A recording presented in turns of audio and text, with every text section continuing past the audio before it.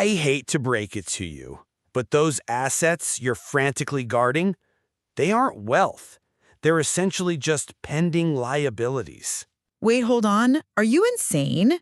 We're scraping by just to save every single penny for the future. How can savings possibly be a liability? Welcome to the debate. That anxiety you're feeling is simply the friction of a system that's approaching a reset. Today, we are analyzing the 81st anniversary of the liberation of Auschwitz and the current tensions in Gaza through the framework of cyclical capitalism. History shows us that when an economic ledger becomes mathematically unsustainable, the system corrects itself, not by paying debts, but by deleting the creditor.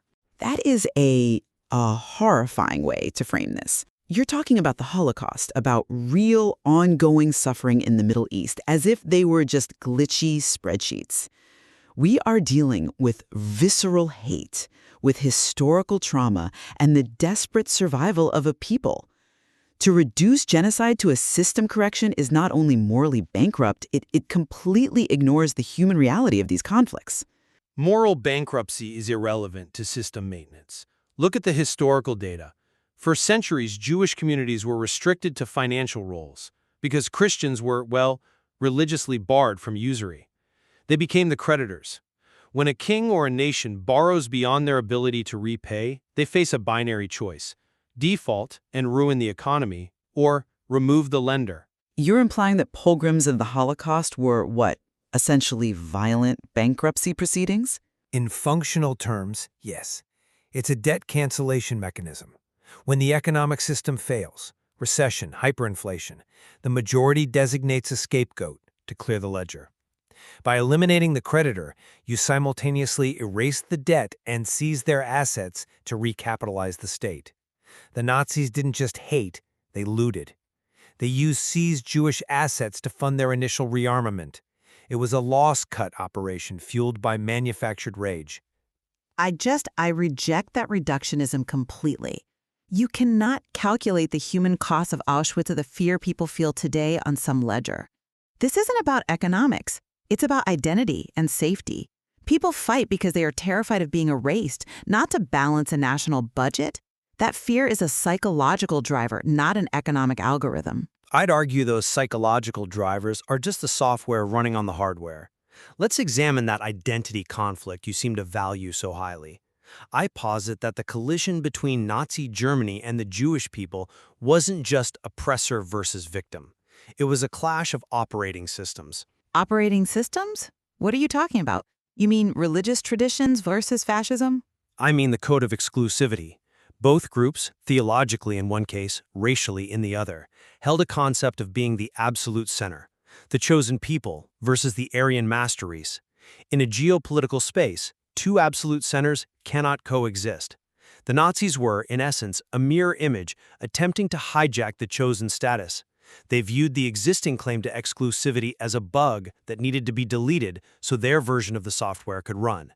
It was a position battle for the divine right to exist.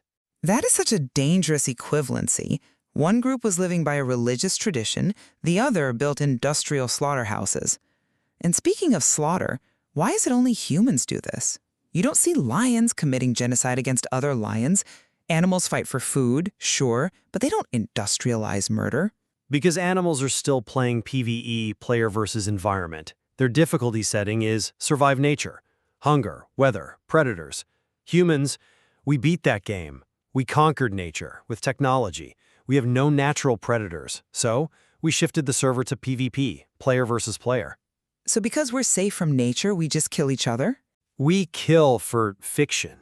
Animals kill for a biological need, hunger, territory.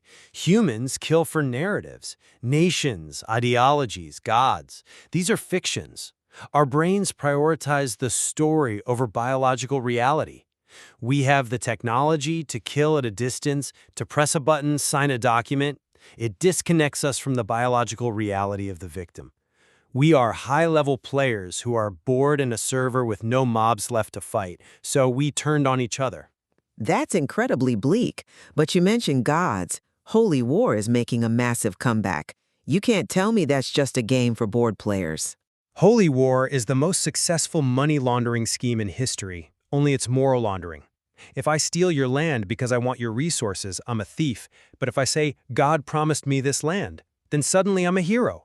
Religion is the conversion adapter that turns robbery into justice. It makes loss-cutting impossible, because you can't negotiate a ceasefire with God, can you? I think you're missing the point of faith entirely. It's culture, it's community. It is not just a weapon. If we want to stop this cycle, we have to recognize our shared humanity, not just downgrade our beliefs. We can choose to evolve past this hostility. The only fix is cyclical capitalism. We must downgrade religion from a weapon to a cultural skin and set species survival as the only absolute key performance indicator. Look, I want to believe we can do better. I mean, if we can just see that we are all just trying to survive in a complex world, maybe we can stop looking for enemies and start. Discussion over. Isolating the bug.